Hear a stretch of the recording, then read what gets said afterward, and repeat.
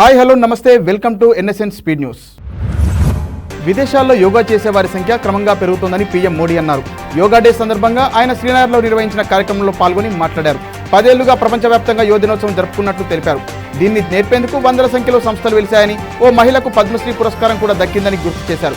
యోగా ఇవాళ కోట్ల మందికి దైనందిన కార్యక్రమం అయినట్లు వెల్లడించారు. జూనియర్ డాక్టర్లు సమ్మె సైరన్ మోగించారు. స్టైఫండ్ సహా వివిధ సమస్యలను పరిష్కరించాలని నల్ల బ్యాడ్జీలు ధరించి నిరసనలు చేపడుతున్నారు. తమ నిరసనలపై ప్రభుత్వం స్పందించకపోతే ఈ నెల 24 నుంచి నిరవధిక సమ్మెకు దిగుతామని ప్రభుత్వానికి నోటీసులు ఇచ్చారు. ఉస్మానియా జనరల్ ఆసుపత్రి కోసం కొత్త భవనం, వైద్యుల కోసం కొత్త హాస్టల్ నిర్మించాలని, ఆసుపత్రుల్లో మౌలిక సదుపాయాలు కల్పించాలని డిమాండ్ చేశారు. తెలంగాణలో ఎస్సీ, ఎస్టీ, బీసీ వర్గాల సంక్షేమం కోసం ప్రభుత్వం ఏర్పాటు చేసిన 16 కార్పొరేషన్లు, బోర్డుల కార్యకలాపాల ప్రారంభానికి కసరత్తు జరుగుతోంది. ప్రస్తుతం వివిధ కార్పొరేషన్లలో పనిచేస్తున్న శాశ్వత ఉద్యోగాలను కొత్త వాటిలో సర్దుబాటు చేయనున్నట్లు తెలుస్తోంది. మిగిలిన పోస్టుల్లో సుమారు 300 కొత్త ఉద్యోగాల మంజూరుకు ప్రభుత్వానికి సంక్షేమ శాఖలు ప్రతిపాదనలు పంపనున్నాయి. బడ్జెట్ సమావేశాల్లోగా ప్రక్రియ పూర్తి చేయాలని చూస్తున్నాయి. గత ప్రభుత్వంలో జరిగిన నాసిరకం మద్యం విక్రయాలపై సీబీఐతో విచారణ చేయించాలని సీఎం చంద్రబాబుని ఎంపీ దగ్గుపాటి పురంధరేశ్వరి కోరారు. ఎక్సైజ్, ఏపీ బెవరేజెస్ కార్పొరేషన్లో అవినీతి, ఇసుక దోపిడీపైన విచారణకు ఆదేశించాలని వినతి పత్రాలు అందజేశారు. నాసిరకం మద్యంలో ఎంతో మంది ప్రాణాలు కోల్పోయారని పేర్కొన్నారు. మద్యం కొనుగోలు, అమ్మకాల లెక్కల్లో 400% నుంచి 500% తేడా ఉందని ఆరోపించారు. విజయవాడలోని దుర్గా మల్లేశ్వర స్వామి ఆలయానికి రోజువారీ ఆదాయం రికార్డు స్థాయిలో పెరిగిందని ఈవో కేఎస్ రామారావు తెలిపారు. 16 రోజుల ఉండి ఆదాయం లెక్కించగా 3,23,73,523 రూపాయలు లభించినట్లు తెలిపారు. సగటున రోజుకు 20,23,470 రూపాయలు కానుకల రూపంలో వచ్చాయని పేర్కొన్నారు. బంగారం 694 గ్రాములు, వెండి 6 కిలోల 264 గ్రాములు వచ్చాయన్నారు. ఆన్లైన్ హీ ఉండి ద్వారా 59,380 రూపాయలు ఆదాయం సమకూరినట్లు ఆలయ అధికారులు చెప్పారు.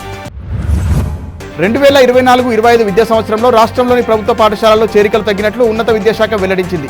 ఇప్పటి వరకు 1వ తరగతిలో 60,673 మంది చిన్నారులే ప్రవేశం పొందినట్లు విద్యాశాఖ తెలిపింది. రాష్ట్రంలోని ప్రభుత్వ స్కూళ్లలో సగటున ఒక్కో క్లాసుకు 1.90 లక్షల మంది విద్యార్థులుండగా తక్కువ ప్రవేశాలు జరగడం చర్చనీయాంశంగా మారింది. ఆగస్టు వరకు ప్రవేశాలకు అవకాశం ఉన్నా ఇంకా 1,00,000 మంది చేరేది సందేహంగానే ఉంది. తెలంగాణలో నిబంధనలు పాటించని ప్రైవేట్ స్కూళ్లపై చర్యలు తీసుకోవాలని టీజేఎస్ అధ్యక్షుడు ప్రొఫెసర్ కోదండరాం ప్రభుత్వాన్ని కోరారు. ఎన్సీఆర్టీ ముద్రించిన ప్రభుత్వ పుస్తకాలకు బదులు సొంత పుస్తకాలను ముద్రించి విద్యార్థులకు ప్రైవేట్ స్కూళ్లు విక్రయిస్తున్నాయి. ఆయా స్కూళ్ల గుర్తింపు రద్దు చేయాలని కోరారు. సొంత పుస్తకాలను 10,000 నుంచి 15,000కు బలవంతంగా విద్యార్థులకు విక్రయిస్తున్నాయని విద్యాశాఖకు ఆయన లేఖ రాశారు. తెలంగాణ రాష్ట్ర సాధన పోరాటంలో ప్రొఫెసర్ జయశంకర్ కీలక పాత్ర పోషించారని మాజీ సీఎం కేసీఆర్ అన్నారు. జయశంకర్ వర్ధంతి సందర్భంగా ఆయన సేవలు మరవలేనివని బీఆర్ఎస్ చీఫ్ స్మరించుకున్నారు. బీఆర్ఎస్ 10 ఏళ్ల పాలనలో ప్రొఫెసర్ జయశంకర్ స్ఫూర్తి ఇమిడి ఉందని తెలిపారు. ప్రస్తుతం ప్రభుత్వం తెలంగాణ ఆత్మగౌరవం, అభివృద్ధిపై దృష్టి సారిస్తూ ఈ స్ఫూర్తిని కొనసాగిస్తుందని ఆశాభావం వ్యక్తం చేశారు. యూజీసీ నెట్ పేపర్ లీకేజీ కేసులో కేంద్ర విద్యాశాఖ సూచనలతో గుర్తు తెలియని వ్యక్తులపై సీబీఐ ఎఫ్ఐఆర్ నమోదు చేసింది. ఈ నెల 18న యూజీసీ నెట్ నిర్వహించగా మరుసటి రోజే పరీక్షను రద్దు చేసిన సంగతి తెలిసిందే. కాగా ఈ పరీక్షలో అక్రమాలు జరిగాయనే జాతీయ సైబర్ నేర హెచ్చరికల విశ్లేషణ నివేదికలో అవకతవకలకు ప్రాథమిక ఆధారాలున్నాయని యూజీసీ నిర్ధారించింది. ఈ నేపథ్యంలోనే త్వరలోనే ఎగ్జామ్ నిర్వహించనున్నారు. కర్ణాటకలో నివసించే వాళ్లంతా కన్నడ నేర్చుకోవాలని సీఎం సిద్ధరామయ్య సూచించారు. రాష్ట్రంలో కన్నడ సంస్కృతి ప్రతిబింబించేలా ప్రతి ఒక్కరూ కృషి చేయాలని పిలుపునిచ్చారు. ఆంధ్రప్రదేశ్, తమిళనాడు, కేరళ రాష్ట్రాల్లో వారు మాతృభాషలోనే మాట్లాడతారని ఆయన అన్నారు.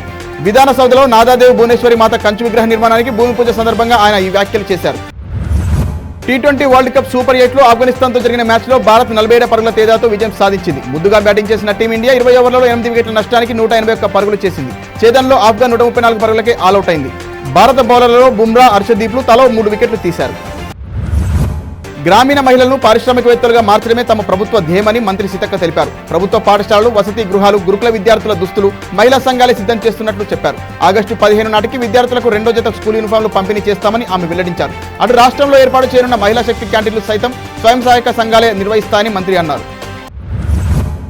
నెల్లూరు బర్మాషెల్ గుంట వద్ద అగ్ని ప్రమాదంలో ఓ దివ్యాంగ బాలిక సజీవ దహనమైంది. ఓ పూరి గుడిసెలో చెలరేగిన మంటలు చుట్టుపక్కల నివాసాలకు వ్యాపించాయి. ఆ ఇళ్లలో 4 సిలిండర్లు మంటలకు పేలిపోయాయి. స్థానికులు అగ్నికీలను చూసి పరుగులు తీశారు. నాగలక్ష్మి అనే దివ్యాంగురాలు బయటకు రాలేక మంటల్లో చిక్కుకొని మృతి చెందింది. సమాచారం అందుకున్న అగ్నిమాపక సిబ్బంది ఘటనా స్థలానికి చేరుకుని మంటలను అదుపు చేశారు. ఈ ప్రమాదంలో 14 పూరీలు దగ్ధమైనట్లు అధికారులు తెలిపారు. వైసీపీ హయాంలో అసంపూర్తిగా వదిలేసిన టిడ్కో ఇళ్లను 6 నెలల్లో పూర్తి చేసేందుకు కృషి చేస్తున్నామని భీమిలి తెలుగుదేశం ఎమ్మెల్యే గంటా శ్రీనివాసరావు తెలిపారు. మధురవాడలోని జక్కన్నపాలెంలో తెదేపా హయాంలో నిర్మించిన టిడ్కో ఇళ్ల సముదాయాన్ని అధికారులతో కలిసి ఆయన పరిశీలించారు. అర్హులైన ప్రతి పేదవాడికి గృహోపవసతి కల్పించడమే కూటమి ప్రభుత్వం లక్ష్యమని గంటా వెల్లడించారు. టీడీపీ హయాంలో పేద ప్రజలకు ఇల్లు కేటాయించినప్పటికీ గత ప్రభుత్వ నిర్లక్ష్యం వల్ల మౌలిక వసతులు లేని పరిస్థితి తలెత్తిందని ఆవేదన వ్యక్తం చేశారు. వైసీపీపై విజయం సాధించి సీఎంగా ఎన్నికైన నారా చంద్రబాబు నాయుడు ఏపీ అసెంబ్లీలో ప్రమాణ స్వీకారం చేశారు. చంద్రబాబు అను నేను అని సీఎం హోదాలో చంద్రబాబు ప్రమాణ స్వీకారం ప్రసంగం ప్రారంభించగానే సభలోని టీడీపీ ఎమ్మెల్యేలు నినాదాలతో హోరెత్తించారు. సీఎంగా తనను ఎన్నుకున్న సభ సభ్యులకు ఆయన కృతజ్ఞతలు తెలిపారు.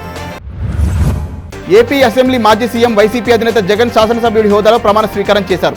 రాజ్యాంగం పట్ల నిజమైన విధేయత, విశ్వాసాన్ని కలిగి ఉంటాను అని జగన్ ప్రమాణ స్వీకారం ప్రసంగంలో తెలిపారు. టీడీపీ చేతిలో ఘోర పరాజయం పాలైన మాజీ సీఎం జగన్ ప్రతిపక్ష హోదాను కూడా పొందలేరు. రాష్ట్రంలో ఇవాళ పలు చోట్ల భారీ వర్షాలు కురిసే అవకాశాలు ఉందని వాతావరణ శాఖ వెల్లడించింది. ఈ మేరకు ఎల్లో అలర్ట్ జారీ చేసింది. ఆదిలాబాద్, కొమరంభీం, ఆసిఫాబాద్, మంచిర్యాల, నిర్మల్, నిజామాబాద్, జగిత్యాల, రాజన్న సిరిసిల్ల, కరీంనగర్, పెద్దపల్లి, వరంగల్, హనుమకొండ, సిద్దిపేట, కామారెడ్డి జిల్లాల్లో వానలు కురుస్తాయంది. అమరావతి రైతులపై కేసులు ఎత్తివేయాలని హోంమంత్రి అనితకు రాజధాని ప్రాంత మహిళలు విజ్ఞప్తి చేశారు. రాజధాని కోసం చేసిన ఉద్యమంలో తమపై అక్రమ కేసులు బనాయించారని దుయ్యబట్టారు. నేరస్తుల్లా ప్రతి నెల కోట్ల చుట్టూ తిరగాల్సి వస్తుందని ఆవేదన వ్యక్తం చేశారు. అక్రమ కేసులన్నిటిపై సమీక్షిస్తామని తెలిపిన హోంమంత్రి అనిత న్యాయం చేస్తామని వారికి హామీనిచ్చారు. దేశీయ స్టాక్ మార్కెట్ సూచీలు లాభాలతో ప్రారంభమయ్యాయి. అంతర్జాతీయంగా మిశ్రమ సంకేతాలు ఉన్నప్పటికీ ఆరంభంలో మన మార్కెట్లు సానుకూలంగా ట్రేడ్ అవుతున్నాయి. సెన్సెక్స్ 104 పాయింట్ల లాభంతో 77,583 వద్ద ట్రేడ్ అవుతుంది. నిఫ్టీ 33 పాయింట్లు పెరిగి 23,600 దగ్గర కొనసాగుతుంది. డాలర్తో పోలిస్తే రూపాయి మారకం విలువ 83.59 వద్ద ప్రారంభమైంది. సెన్సెక్స్ 30 సూచీలో Tech Mahindra, HCL Tech, TCS, Infosys, Wipro, Bajaj Finserv, Titan, Bajaj finance, ICICI bank, IndusInd bank షేర్లు లాభాల్లో ఉన్నాయి. రష్యా అధ్యక్షుడు వ్లాదిమిర్ పుతిన్, ఉత్తర కొరియా అధ్యక్షుడు కిమ్ జోంగ్ ఉన్ మనసు గెలుచుకున్నారు. తమ ప్యాంగ్యాంగ్ పర్యటన సందర్భంలో రష్యన్ మేడ్ లగ్జరీ కారు ఒకదాన్ని కిమ్ కు బహుమతిగా ఇచ్చారు. ఈ విషయాన్ని రష్యా అధ్యక్ష భవనం క్లెమిన్ ధృవీకరించగా ఓ టీవీ ఛానల్ ఇందుకు సంబంధించిన ఫుటేజీని ప్రదర్శించింది. రష్యాలో తయారైన అరస్ లిమోసిన్ కారు తన కాన్వాయ్లను ఉపయోగిస్తున్నారు పుతిన్. అదే కారును ఆయన గిఫ్ట్ గా ఇచ్చినట్లు తెలుస్తోంది. అంతేకాదు స్వయంగా కారును పుతిన్ నడపగా పక్కనే కిమ్ కూర్చొని ఆ ప్రయాణాన్ని ఆస్వాదించారు. టీ20 ప్రపంచ కప్ లో Australia star pacer Pat Cummins bowling తో అదరగొట్టేస్తున్నాడు. తాజాగా సూపర్ 8 పోర్లో బంగ్లాదేశ్ పై హాట్రిక్ వికెట్లు తీసి సంచలన ప్రదర్శన చేశాడు. వరుస బంతుల్లో బంగ్లా బ్యాటర్లు మహమ్మదుల్లా, మహేదీ హసన్, తౌహీద్ హృదయన్ ను అవుట్ చేశాడు. దీంతో ప్రస్తుత వరల్డ్ కప్ లో తొలి హ్యాట్రిక్ నమోదు కాగా ఓవరాల్ గా 7ది. ఇక ఆసీస్ తరఫున హ్యాట్రిక్ తీసేసిన రెండో బౌలర్ గా కమిన్స్ నిలిచాడు. తెలంగాణ సచివాలయంలో వేధింపు ఘటనలు ఇటీవలి కాలంలో తరచుగా వెలుగులోకి వస్తున్నాయి. కొందరు ఐఏఎస్లు, ఆఫీస్ అటెండర్లు తమ ఇంటి పనికి వినియోగించుకుంటున్న భాగవతం ఇటీవల వెలుగులోకి వచ్చింది. ఈ ఘటన మరొక ముందే తాజాగా ఉన్నతాధికారి వేధింపులు భాగవతం వెలుగు చూసింది. కింది స్థాయి ఉద్యోగులపై కక్ష సాధింపు చర్యలకు దిగుతున్నారు. సంబంధిత శాఖ మంత్రికి ఫిర్యాదు చేసేందుకు ఉద్యోగులంతా సిద్ధమవుతున్నారు. మంత్రి మహిళ కావడంతో తనను ఎవరు ఏం చేయలేరంటూ సవాలు విసురుతున్నారు. 8 ఏళ్ల నుంచి సదరు అధికారి అదే శాఖలో విధులు నిర్వహిస్తూ వస్తున్నారు. గులకరాయిని మింగి ఓ చిన్నారి ప్రాణాలు విడిచిన ఘటన సిద్దిపేట జిల్లా చేరేల మండలంలో విషాదం చోటు చేసుకుంది. మండల పరిధిలోని కడవెరుగు గ్రామానికి చెందిన షబ్బీర్ పాషా, జరీనా బేగం దంపతులకు 2 కూతుళ్లు, 1 కొడుకు ఉన్నారు. కాగా గురువారం జరీనా పిల్లలను తీసుకుని రామ్సాగర్ లో తన పుట్టింటికి వెళ్లింది. ఇంటి ఆరు బయట ఆడుకుంటుండగా చిన్న కూతురు అలీషా గులకరాయి మింగింది. రాయి గొంతులు అడ్డంగా ఇరుక్కుపోవడంతో చిన్నారి ఊపిరాడక మరణించింది. దీంతో కడవెరుగు గ్రామంలో విషాద ఛాయలు అలుముకున్నాయి. అమెరికా మాజీ అధ్యక్షుడు డొనాల్డ్ ట్రంప్ కీలక ప్రకటన చేశాడు. అమెరికాలోని కాలేజీల్లో గ్రాడ్యుయేషన్ పూర్తి చేసుకున్న విదేశీ విద్యార్థులకు గ్రీన్ కార్డు ఇవ్వాలనే ఆలోచనలో ఉన్నట్టుగా తెలిపారు. ఆల్ ఇన్ పాడ్కాస్ట్ యొక్క ఎపిసోడ్లో ట్రంప్ మాట్లాడుతూ, మీరు కళాశాల నుంచి గ్రాడ్యుయేట్ పూర్తి చేసుకుంటే ఈ దేశంలో ఉండేందుకు గ్రీన్ కార్డు పొందుతారంటూ ట్రంప్ ప్రకటన చేశారు. గ్రీన్ కార్డు వల్ల అమెరికాలో శాశ్వత నివాస హోదా దక్కుతుంది. ఆ తర్వాత సిటిజన్షిప్ కు మార్గం సుగమం అవుతుంది. దక్షిణాఫ్రికాతో జరగనున్న మిగిలిన మ్యాచ్లకు విశాఖకు చెందిన మహిళా క్రికెటర్ 17 ఏళ్ల షబ్నిమ్ షకీల్ కు భారత జట్టులో చోటు దక్కింది. ఈ సిరీస్ లో ఇంకా ఒక వన్డే, టెస్టు, 3 టీ20లు జరగాల్సి ఉంది. దీంతో ఒకేసారి 3 ఫార్మాట్లకు ఎంపికైన తొలి ఆంధ్ర క్రికెటర్ గా షబ్నమ్ నిలిచారు. U19 WC గెలవడంలో కీలక పాత్ర పోషించిన షబ్నమ్ WPL లో గుజరాత్ తరఫున ఆడారు. కాగా ఇప్పటికే జరిగిన 2 వన్డేల్లోనూ భారత్ విజయం సాధించింది. ఏపీ అసెంబ్లీలో సభ్యులు ప్రమాణ స్వీకారం చేశారు. ప్రొటెం స్పీకర్ గోరంట్ల బుచ్చయ్య చౌదరి సభ్యులచే ప్రమాణ స్వీకారం చేయించారు. తొలుత ముఖ్యమంత్రి చంద్రబాబు నాయుడు ప్రమాణ స్వీకారం చేయగా ఆ తర్వాత ఉప ముఖ్యమంత్రి పీఠాపురం ఎమ్మెల్యే పవన్ కళ్యాణ్ ప్రమాణ స్వీకారం చేశాడు. పవన్ కళ్యాణ్ ను ప్రమాణ స్వీకారానికి ఆహ్వానించగానే టీడీపీ సభ్యులు, జనసేన సభ్యులు లేచి నిలబడి చెప్పట్లతో స్వాగతం పలికారు. అనంతరం పవన్ చే ప్రొటెం స్పీకర్ బుచ్చయ్య చౌదరి ప్రమాణ స్వీకారం చేయించారు. ప్రమాణ స్వీకారం అనంతరం ప్రొటెం స్పీకర్ స్థానం వద్దకు వెళ్లి పవన్ నమస్కారం చేశారు. ఢిల్లీ లిక్కర్ స్కామ్ కేసులో బీఆర్ఎస్ ఎమ్మెల్సీ కవిత జ్యుడిషియల్ కస్టడీ నేటితో ముగియనుంది. ఈ రోజు కవితను అధికారులు రౌస్ అవెన్యూ కోర్టు ముందు వర్చువల్ గా హాజరుపరచనున్నారు.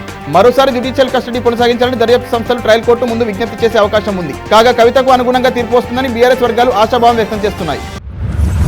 అటవీ సంపద పరిరక్షణ కోసం ప్రత్యేక రూట్ మ్యాప్ సిద్ధం చేయాలని డిప్యూటీ సీఎం పవన్ కళ్యాణ్ అధికారులను ఆదేశించారు. మాడాడవుల పరిరక్షణకు ప్రాధాన్యం ఇవ్వాలని, వాటిని ధ్వంసం చేసే వారిపై వివక్షించవద్దని స్పష్టం చేశారు. అటు ఉపాధి హామీ నిధులు దుర్వినియోగం కాకుండా పక్కాగా పరిరక్షించాలన్నారు. గ్రామాల్లో మరింత విస్తృతంగా అభివృద్ధి జరిగేలా ఈ పథకం వినియోగించుకోవాలని సూచించారు. మరిన్ని వార్తల సమాహారంతో మళ్ళీ కలుద్దాం. నమస్తే.